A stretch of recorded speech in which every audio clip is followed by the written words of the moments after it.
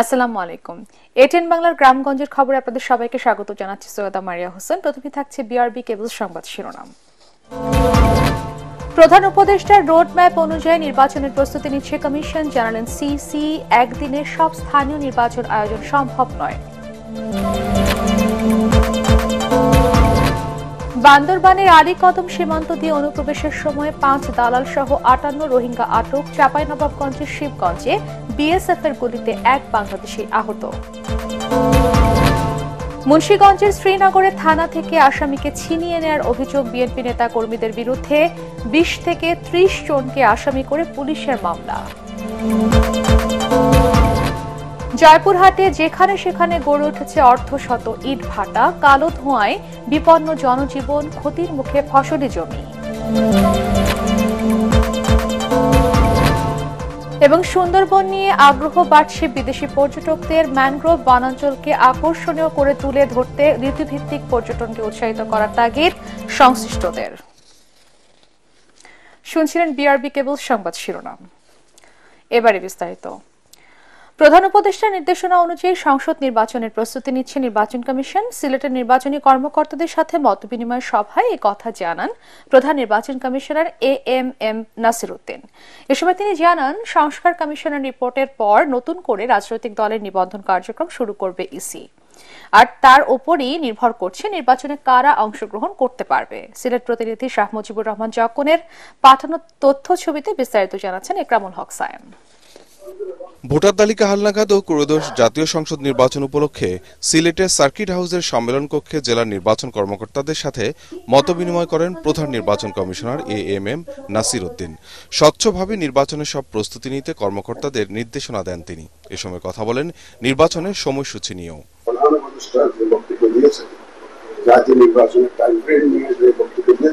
সেটা মাথায় রেখে ইসি কাজ করছে। আমরা আমাদের সেই কাজ চালিয়ে যাচ্ছি। ওনার বক্তব্য অনুযায়ী যাতে আমরা নির্বাচন করতে পারি সে লক্ষ্যে আমরা কাজ করে যাচ্ছি। এ সময় সংসদের আগে স্থানীয় নির্বাচনের আয়োজন হবে কিনা তা নিয়ে সরাসরি মন্তব্য করেননি সিইসি। তবে একদিনে সব স্থানীয় নির্বাচন সম্পন্ন করা সম্ভব নয় বলে মনে করেন তিনি। সবগুলো নির্বাচন একদিনে করার এটা একটা আমাদের জন্য আদৌ গ্রহণযোগ্য একটা সুপারিশ নয়, এটা বাস্তবায়নযোগ্য নয়। ইসি এটাকে কোনো বাস্তবায়নযোগ্য পরামর্শ বলে মনে করে না। অনেকে আবার বলছেন জাতীয় নির্বাচন একসাথে স্থানীয় সরকার নির্বাচনে করা যেতে পারে, এইরকম পরামর্শ তৈরি করে দিচ্ছে। এটা ইকুয়ালি নট কিন্তু একদিনের নির্বাচনের যে ধারণা, যে পরামর্শ আসছে, এটা বাস্তবায়নযোগ্য নয়, ইসির কাছে গ্রহণযোগ্য নয়। এটা পরিষ্কার। তফসিল ঘোষণার পর যেসব দলের নিবন্ধন থাকবে তাদের নিয়েই নির্বাচন আয়োজন হবে বলে জানান সিইসি। বিশেষ দলের কথা বলছেন, দেখেন আমাদের কাজগুলো যখন আমরা শিডিউল ঘোষণা করি তার আগে যে কটা দল নিবন্ধিত থাকে ওদের মধ্যে একটা সুন্দর করে একটা নির্বাচন আয়োজন করা। সময় আসুক, দেখবেন কারা কারা নিবন্ধিত অবস্থায় থাকে, যারা যারা থাকবে তাদের নিয়ে নির্বাচন করবো। আমরা অপেক্ষা করব। তিনি বলেন, সব প্রবাসীদের পর্যায়ক্রমে ভোটার করা হবে। প্রথম বছরে হয়তো 100% প্রবাসীদেরকে আমরা আনতে পারবো না, বাট আমরা যাত্রা শুরু করতে চাই। ভোটার আইডি কার্ড সংশোধনের আর্থিক দুর্নীতির সাথে জড়িতদের আইনের আওতায় আনা হবে বলে জানান প্রধান নির্বাচন কমিশনার। ইকরামুল হক সায়েম, এটিএন বাংলা। বান্দরবানের আলীকদম সীমান্ত দিয়ে বাংলাদেশে অনুপ্রবেশের সময় 58 রোহিঙ্গা নাগরিককে আটক করেছে বিজিবি। ভোরে সীমান্ত পার হয়ে একটি ট্রাকে করে আলীকদমের বাইরে যাওয়ার সময় নয়াপাড়া ইউনিয়নের ভরিমুখ এলাকা থেকে তাদের আটক করা হয়। একই সাথে পাচার কাজে জড়িত সন্দেহে 5 বাংলাদেশিকেও আটক করে বিজিবি। আটক রোহিঙ্গারা মিয়ানমারের রাখাইনের বুচিডং এলাকা থেকে দালালের মাধ্যমে বাংলাদেশে অনুপ্রবেশ করে বলে জানায়।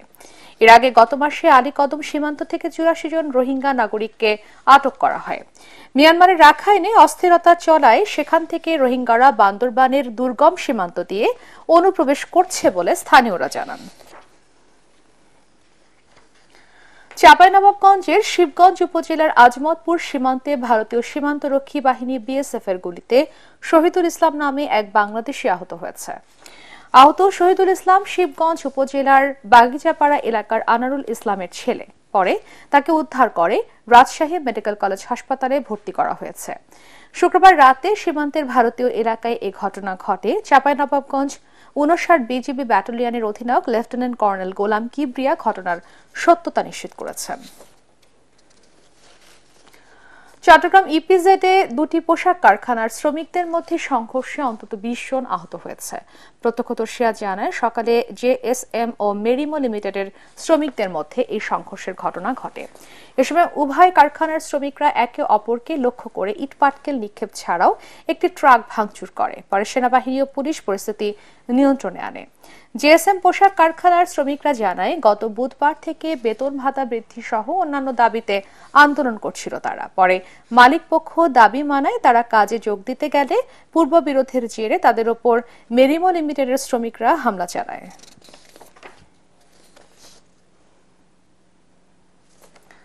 মুন্সিগঞ্জের শ্রীনগরে এজাহারভুক্ত আসামিকে গ্রেফতারের পর থানা থেকে ছিনিয়ে নেয়ার অভিযোগ পাওয়া গেছে বিএনপি ও সহযোগী অঙ্গ সংগঠনের নেতাকর্মীদের বিরুদ্ধে।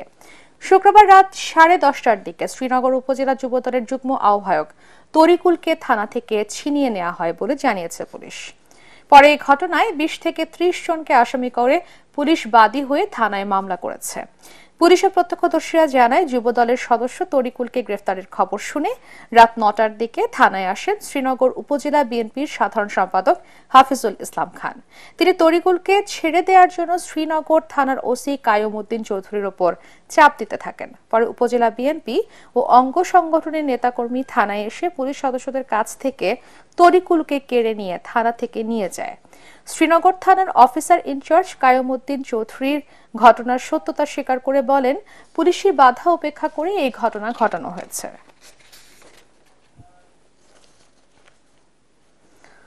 সরকারি নিয়মনীতি না মেনে জয়পুরহাটে যত্রতত্র গড়ে উঠেছে প্রায় অর্ধশত ইটভাটা।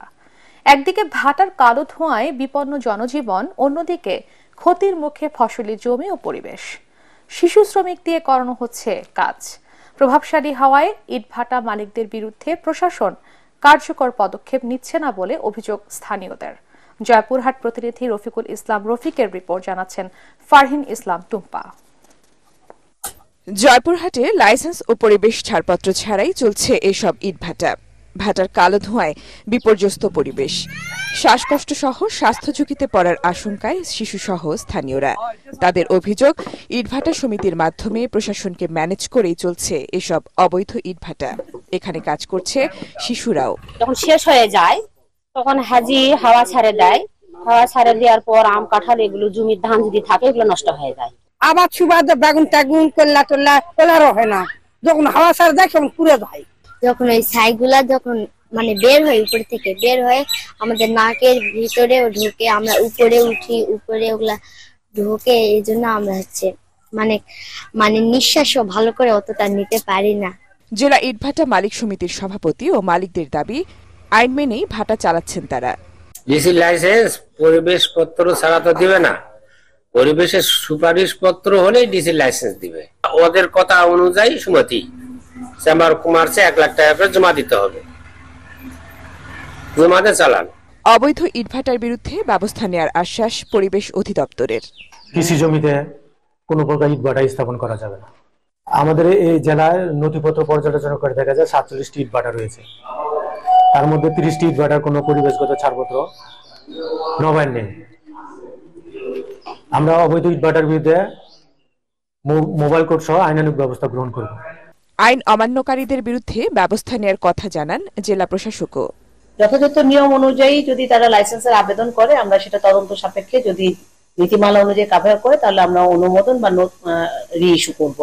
আর আইন বহির্ভূত কোনো ইটভাটার প্রতি আমাদের কোনো লাইসেন্স ইস্যুর কোনো প্রশ্নই আসে না। আমরা আইনানুগ ব্যবস্থা নিব। জেলা পরিবেশ অধিদপ্তর জানায়, জয়পুরহাটে 47টি ইটভাটার মধ্যে 30টি পরিবেশ ছাড়পত্র নবায়ন করেনি। Bureau report, ATN Bangla. করোনার মতো এইচএমভি ভাইরাস প্রাণঘাতী নয় বলে জানিয়েছেন ভাইরোলজিস্ট অধ্যাপক ডাক্তার নজরুল ইসলাম। এ নিয়ে আতঙ্কিত না হওয়ার পরামর্শ দিয়েছেন তিনি। 2017 সালে বাংলাদেশে প্রথম শনাক্ত হয় এইচএমপিভি। সম্প্রতি চীনে ভাইরাসটি ব্যাপক আকারে ছড়িয়ে পড়েছে। বিশেষজ্ঞরা বলছেন ঠান্ডা জ্বরের উপসর্গ থাকা এই ভাইরাসে আক্রান্ত হয়ে মৃত্যুর আশঙ্কা নেই। মিজান শাহজাহানের রিপোর্ট। করোনা মহামারীর 4 বছর না যেতেই চীনের উত্তরাঞ্চলে ছড়িয়ে পড়ছে হিউম্যান মেটানিউমো ভাইরাস HMPV। আন্তর্জাতিক সংবাদ মাধ্যমের পাশাপাশি সামাজিক যোগাযোগ মাধ্যমে বার্তা দেওয়া হচ্ছে করোনার ক্ষত না শুকাতেই নতুন আতঙ্ক হয়ে আসতে পারে HMPV।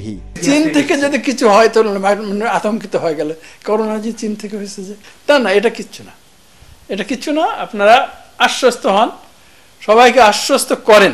সম্প্রতি প্রতিবেশী রাষ্ট্র ভারতের কলকাতায় ভাইরাসটি শনাক্ত হওয়ার পর এই আলোচনা আরো জোরে সোরে হচ্ছে, তাই কিছুটা আতঙ্ক দেখা দিয়েছে বাংলাদেশেও। প্রায় 6 দশক ধরে ভাইরোলজি নিয়ে কাজ করা এই বিশেষজ্ঞ জানালেন HMPV একটি দুর্বল ভাইরাস। করোনার মতন হয়ে যাবে, স্কুল বন্ধ, কারখানা বন্ধ, কিচ্ছু হবে না। আতঙ্ক ছড়াবার মতন একটা ভাইরাস না, এটা আসে আমাদের আশেপাশেই থাকে। BSMMUর সাবেক এই উপাচার্য বলেন HMPV ভাইরাসে মূলত শিশু ও বয়স্করা আক্রান্ত হয়। হাঁপানির রোগী আক্রান্ত হলে বেড়ে যেতে পারে শ্বাসকষ্ট, ক্যান্সার, হৃদরোগ, উচ্চমাত্রায় ডায়াবেটিস ও উচ্চ রক্তচাপের রোগীরা HMPV ভাইরাসে আক্রান্ত হলে ঝুঁকি আছে বলে জানান তিনি। হিউম্যান মেটানিউ ভাইরাসটা সেরকম ভাইরাস না যে একেবারে মড়ক লেগে গেল বা একেবারে শয়ে লোক ইনফেক্টেড হচ্ছে, এরকম কিছু না। যার অ্যাজমা আছে তার যদি মেটানিউমো ভাইরাস ইনফেকশন হয় তো অ্যাজমাটা বেড়ে যাবে। কতগুলো অসুখ আছে না, হলে মরে যায়, কলেরা হলে মরে গেল, এরকম কোনো ডিজিজ না এটা, কিন্তু এটা হয়। এটা সাধারণ মানুষের মধ্যে হলে 1 সপ্তাহ মতন জ্বর জারি থাকবে, তারপর ভালো হয়ে যাবে, সর্দি কাশি এগুলো হবে। চীন থেকে ছড়িয়ে পড়া করোনা ভাইরাসে বিশ্বে প্রায় 70 লাখ মানুষের প্রাণ নিভে গেছে। HMPVর ব্যাপকতা চীনে হওয়ায় সেই পুরনো আতঙ্ক কাজ করছে সবার মনে। HMPV শক্তিশালী ভাইরাস নয় জানিয়ে করোনা বিষয়ক জাতীয় কারিগরি পরামর্শক কমিটির এই সদস্য নজরুল ইসলাম বলেন, টিকা আবিষ্কার না হয় আবারও সময় এসেছে স্বাস্থ্যবিধি মেনে চলার। মাস্ক পরবেন, আর আরেকটা জিনিস, হাত দিয়ে নাক ধরেন, করেন, খাওয়া দাওয়া করেন, হাতটা ওয়াশ করবেন। জাস্ট করোনা ভাইরাসে যা বলা হয়েছিল এক্স্যাক্টলি ওটাই করবেন আপনারা। মিজান শাহজাহান, ATN বাংলা, ঢাকা। নারায়ণগঞ্জের রূপগঞ্জে বিএনপির ভারপ্রাপ্ত চেয়ারম্যান তারেক রহমানের ঘোষিত রাষ্ট্র কাঠামো মেরামতের 31 দফা বাস্তবায়নের লক্ষ্যে জনসমাবেশ অনুষ্ঠিত হয়েছে। জনপাড়া পুনর্বাসন কেন্দ্রের খেলার মাঠে এই সমাবেশ অনুষ্ঠিত হয়। রূপগঞ্জ উপজেলা বিএনপির সাবেক সহসভাপতি হারুনুর রশিদ মিয়াজির সভাপতিত্বে সভায় দলের কেন্দ্রীয় নির্বাহী কমিটির সদস্য মোস্তাফিজুর রহমান ভূঁইয়া দীপু ও জেলা বিএনপির সাবেক সাধারণ সম্পাদক গোলাম ফারুক খোকন সহ অন্যান্য নেতারা বক্তব্য রাখেন।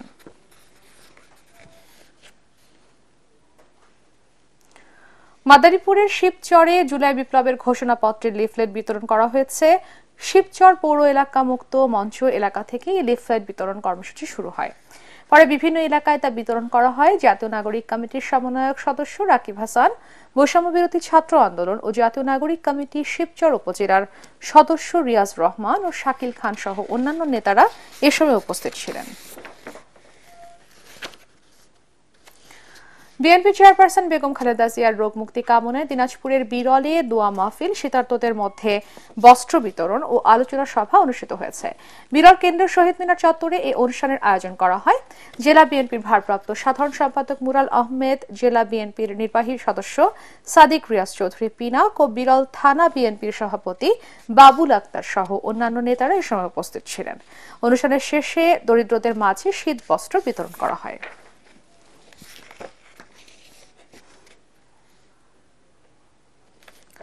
হাড় কাঁপানো শীতে কাঁপছে সারা দেশ। সকালে দেশের সর্বনিম্ন তাপমাত্রা ছিল পঞ্চগড়ের তেঁতুলিয়ায় 8.2 ডিগ্রি সেলসিয়াস, আর ঢাকার তাপমাত্রা রেকর্ড করা হয়েছে 13.2 ডিগ্রি সেলসিয়াস। আবহাওয়াবিদ ডক্টর মোহাম্মদ ওমর ফারুক জানান, আজ থেকে সারা দেশেই বাড়বে তাপমাত্রা, এতে কমে আসবে শীতের অনুভূতি। যদিও 4 দিন বাদে বুধবার থেকে আবারও দেশের অধিকাংশ স্থানে শৈত্যপ্রবাহ বইতে শুরু করবে। আবহাওয়া অফিস জানিয়েছে, আজ উত্তরাঞ্চলের 5 জেলায় বইছে শৈত্যপ্রবাহ। জেলাগুলো হলো গোপালগঞ্জ, কুড়িগ্রাম, পঞ্চগড়, যশোর ও মৌলভীবাজার। এদিকে গত কয়েকদিন ধরে বয়ে চলা শৈত্যপ্রবাহের কারণে জনদুর্ভোগ বেড়েছে। শীত উপেক্ষা করেই জীবিকার তাগিদে বের হচ্ছেন নিম্ন আয়ের মানুষ। অনেকে বিভিন্ন স্থানে খড়কুটো জ্বালিয়ে শীত নিবারণের চেষ্টা করছেন। মাওলানা সাদপন্থীদের কার্যক্রম বন্ধে দেশের বিভিন্ন স্থানে বিক্ষোভ মিছিল ও সমাবেশ করেছে জোবায়েরপন্থীরা। গফরগাঁওয়ে মাওলানা সাদপন্থীদের কার্যক্রম বন্ধের দাবিতে বিক্ষোভ মিছিল অনুষ্ঠিত হয়েছে। গতকাল জুম্মার নামাজ শেষে গফরগাঁও মিনি স্টেডিয়াম থেকে শুরু হয়ে মিছিলটি পৌরসভা মাঠে গিয়ে শেষ হয়। এসময় সংক্ষিপ্ত সমাবেশে বক্তারা মাওলানা সাদপন্থীদের কার্যক্রম বন্ধের দাবি জানান। গফরগাঁও উলামা সমিতির সভাপতি হাফেজ নুরুল ইসলাম সহ অন্যান্যরা বিক্ষোভ মিছিলে উপস্থিত ছিলেন। জয়পুরহাটে বিক্ষোভ মিছিল ও প্রতিবাদ সমাবেশ করেছে ওলামা মাশায়েখ, তাবলিগের সাধারণ সাথী ও তৌহিদি জনতা। মিছিলটি শহরের কেন্দ্রীয় মসজিদ চত্বর থেকে বের হয়ে শহরের বিভিন্ন সড়ক প্রদক্ষিণ করে।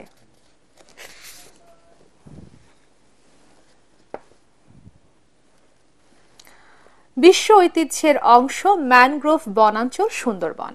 দেশি বিদেশি পর্যটকদের কাছে এই বনের স্বতন্ত্র মাধুর্য বিশ্ব পর্যটকদের আগ্রহের কেন্দ্রে। একসময় পর্যটকদের কারণে সুন্দরবনের পরিবেশ প্রতিবেশ নষ্ট হচ্ছে এমন অভিযোগ থাকলেও এখন ট্যুর অপারেটররা সেই বদনাম কাটিয়ে উঠেছেন। সুন্দরবন কেন্দ্রিক পর্যটনকে আরো বৈচিত্র্যময় করতে নীতি নির্ধারকদের এগিয়ে আসার তাগিদ পর্যটন সংশ্লিষ্টদের। ফজলে রাব্বির রিপোর্ট। পৌষের ভোর, কুয়াশা ভেদ করে আলো ছড়াচ্ছে শীতের সূর্য, জেগে উঠছে সুন্দরবন। নেমে গেছে জোয়ারের পানি, নিস্তব্ধতা এতটাই গভীর যে শহুরে মানুষের গা ছমছম করে ওঠে। হাতছানি দিয়ে ডাকে রহস্যময় সুন্দরবন। মাঝে মাঝে ভেসে আসছে জানা অজানা পাখির কিচিরমিচির, খালের তীর ঘেঁষে হরিণের আনাগোনা। সবুজের সমারোহে পর্যটকরা অপার্থিব সৌন্দর্যে জুড়িয়ে নিচ্ছেন দুই চোখ। মনে হয় দেশের সবারই একবার কষ্ট করে হলেও এখান থেকে ঘুরে যাওয়া উচিত। খালের মতো চলে যাচ্ছে, মনে হচ্ছে যে আমরা প্রকৃতির সাথে মিশে গেছি। সুন্দরবনের টানে বাংলাদেশে ছুটে আসছেন বিশ্বের বিভিন্ন প্রান্তের পর্যটকরা। এ বনের রূপ, সৌন্দর্য আর জীববৈচিত্র্যে মুগ্ধ তারা। It's nice, it's pretty, it's different, it's something special. Sundarban is a really good place to experience that. I think the place is kind of well maintained. বনের পরিবেশ রক্ষায় ট্যুর অপারেটররা এখন আগের চেয়ে অনেক বেশি সচেতন। কঠোরভাবে বনের পরিবেশ রক্ষায় নিয়ম মানছেন তারা। ম্যানগ্রোভ বনাঞ্চলকে আরো আকর্ষণীয় করে তুলে ধরতে নতুন নতুন স্পট আবিষ্কার করছেন। এই যেমন গহীন বনে শিবসা নদীর পাড়ে 400 বছরের পুরনো শেখেরটেক কালী মন্দির। এটা একটা শিল্প, কিন্তু এই শিল্প আমরা সেভাবে সহযোগিতা পাই না। আমরা চাই গভর্নমেন্ট যদি আমাদেরকে পর্যাপ্ত পরিমাণ সাপোর্ট করে, তাহলে এই ট্যুরিজম কিন্তু ভালো একটা আর্নিং এর সোর্স হতে পারে। পর্যটন বিশেষজ্ঞরা বলছেন সুন্দরবন বিশ্ব ঐতিহ্যের অংশ। একটু উদ্যোগী হলেই সুন্দরবনকে বাংলাদেশের আইকনিক পর্যটন কেন্দ্র হিসেবে গড়ে তোলা সম্ভব। এই সম্পদটাকে কাজে লাগানোর জন্য একটা টুরিস্ট প্রোডাক্ট হিসেবে তৈরি করতে গেলে আমাদের কি করা দরকার, কিভাবে এটাকে প্ল্যানিং করা দরকার, সেই প্ল্যানিংটা কোনো রকম প্ল্যানিং এখানে নাই, যার ফলশ্রুতিতে দেখা যাচ্ছে যে সুন্দরবনটাকে একটা পিকনিক স্পট হিসেবে ব্যবহার করছে আমাদের দেশের মানুষজন। শীত, গ্রীষ্ম, বর্ষায় বদলে যায় বনের দৃশ্যপট, সেজে ওঠে নতুন সাজে। তাই ঋতুভিত্তিক পর্যটনকে উৎসাহিত করার তাগিদ সংশ্লিষ্টদের। ফজলে রাব্বি, এটিএন বাংলা, সুন্দরবন। শেষ হলো ঝিনাইদহ ক্যাডেট কলেজের প্রাক্তন ক্যাডেটদের সংগঠন ঝিনাইদহ এক্স ক্যাডেটস অ্যাসোসিয়েশন জেসকার মাসব্যাপী কম্বল বিতরণ কার্যক্রম। সমাপনী দিনে রাজধানীর মোহাম্মদপুরে পথশিশুদের শিক্ষাঙ্গন ছায়াতল বাংলাদেশে 2 শতাধিক পথশিশুর মাঝে কম্বল বিতরণ করা হয়। এ সময় জেসকার president professor Borhanuddin Khan, vice president professor doctor Abul Bashar, Khurshid Al Meher, general secretary Galib Mohammad, deputy general secretary Sabbir Ahmed, cultural secretary doctor Bappa Ghosh Shaon, ছায়াতলের চেয়ারম্যান আব্দুল্লাহ আল মামুন, প্রতিষ্ঠাতা BM সোহেল রানা উপস্থিত ছিলেন। এর আগে ঝিনাইদহ, যশোর, চুয়াডাঙ্গা, খুলনা এবং ঢাকার বিভিন্ন এলাকায় 2000 মানুষের মাঝে কম্বল বিতরণ করেছে জেসকা।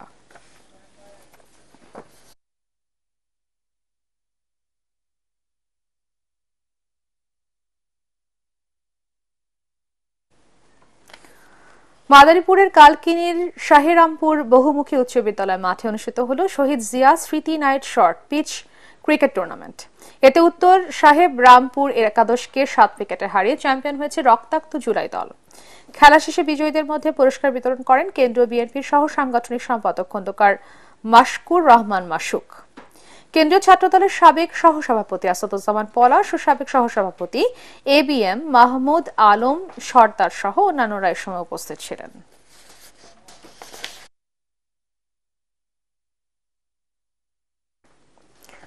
পরবর্তী সংবাদ দেখার আমন্ত্রণ জানিয়ে এখনকার মতো শেষ করছি। এটিএন বাংলা সংবাদ ইউটিউবে দেখতে ব্রাউজ করুন, youtube/এটিএন বাংলা নিউজ।